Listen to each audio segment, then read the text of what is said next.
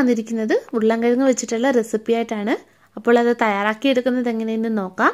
അതിനു മുമ്പ് ചാനൽ നിങ്ങൾ സബ്സ്ക്രൈബ് ചെയ്തിട്ടില്ലെങ്കിൽ ഒന്ന് സബ്സ്ക്രൈബ് ചെയ്തേക്കണേ. അതുപോലെ വീഡിയോ ഒന്ന് ലൈക്കും ഷെയറും ചെയ്യാനും മറക്കല്ലേ. അപ്പോൾ നമുക്കത് തയ്യാറാക്കി എടുക്കാം. അതിനായിട്ട് ഞാനിവിടെ ഉരുളൻകിഴങ്ങ് തൊലി കളഞ്ഞ് നീളത്തിൽ കട്ട് ചെയ്ത് എടുത്തിട്ടുണ്ട്. ഇത് 3 ഉരുളൻകിഴങ്ങ് കട്ട് ചെയ്ത് എടുത്തിരിക്കുന്നതാണ്. ഇത് അരിഞ്ഞിട്ട് ഞാൻ വെള്ളത്തിലിട്ട് വെച്ചിരിക്കുകയാണ്. ഇതിൻ്റെ കളറ് ചേഞ്ച് ആവാതിരിക്കാൻ വേണ്ടിയിട്ട്.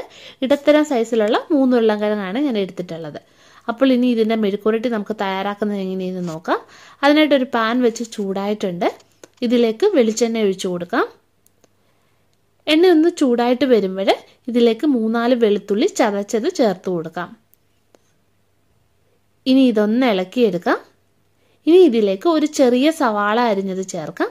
അതും കൂടെ ഒന്ന് ഇളക്കി കൊടുക്കുക. വഴറ്റിയെടുക്കേണ്ട കേട്ടോ. പിന്നെ കുറച്ച് കറിവേപ്പില. പിന്നെ ഇതിലേക്ക് 1/4 ടീസ്പൂൺ നമുക്ക് മഞ്ഞൾപ്പൊടി ചേർക്കാം. പിന്നെ 1 ടീസ്പൂണ് ചതച്ച മുളക് ചേർക്കാം. കുറച്ച് കായപ്പൊടി. ഇനി ഇതിലേക്ക് നമ്മൾ അരിഞ്ഞു വെച്ചിരിക്കുന്ന ഉരുളൻകിഴങ്ങ് അതിൻ്റെ വെള്ളമൊക്കെ കളഞ്ഞിട്ട് ചേർത്ത് കൊടുക്കാം.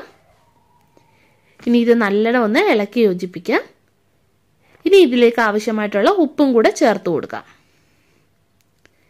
ഇനി ഇത് നമുക്ക് വേവിച്ചെടുക്കണം. ഇടയ്ക്കിടയ്ക്ക് ഇളക്കി കൊടുത്തുകൊണ്ടിരിക്കണേ. ഞാനിത് അടച്ചു വെച്ചിട്ടല്ല വേവിക്കുന്നത്. ഉരുളൻകിഴങ്ങ് ഒരു 1/4 ഭാഗത്തോളം ആയി വന്നിട്ടുണ്ട്. ഈ സമയത്ത് നമുക്കിതിലേക്ക് മുളക് പൊടി ചേർത്ത് കൊടുക്കാം. ഞാനിത് കാശ്മീരി മുളക് പൊടിയാണ് ചേർക്കുന്നത്. മുളക് പൊടി നിങ്ങളുടെ എരിവിനനുസരിച്ചിട്ട് വേണം ചേർത്ത് കൊടുക്കാൻ. ഇനി ഇത് നമുക്ക് മൂപ്പിച്ചെടുക്കാം. കുറച്ച് ഗരം മസാലയും കൂടെ ചേർത്ത് കൊടുക്കാം. അപ്പോൾ കിഴങ്ങൊക്കെ നല്ലോണം മൂത്ത് വന്നിട്ടുണ്ട്. ഞാൻ ലാസ്റ്റ് ഇതിലേക്ക് സ്വല്പം കറിവേപ്പിലയും കൂടെ ചേർത്ത് കൊടുക്കുകയാണ്.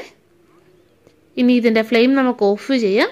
അപ്പോൾ നല്ല ടേസ്റ്റി ആയിട്ടുള്ള കിഴങ്ങ് മെഴുക്കുവരട്ടി തയ്യാറാക്കി എടുത്തിട്ടുണ്ട്. ഒരിക്കലെങ്കിലും നിങ്ങൾ ഇതുപോലെ ഒന്ന് ചെയ്ത് നോക്കണം. സൂപ്പർ ടേസ്റ്റ് ആണ്. അപ്പോൾ പിന്നെ വീഡിയോ ഇഷ്ടപ്പെടുകയാണെങ്കിൽ ഒന്ന് ലൈക്ക് ചെയ്യുക, ഷെയർ ചെയ്യുക. വീണ്ടും നമുക്ക് മറ്റൊരു നല്ല റെസിപ്പിയുമായിട്ട് കാണാം.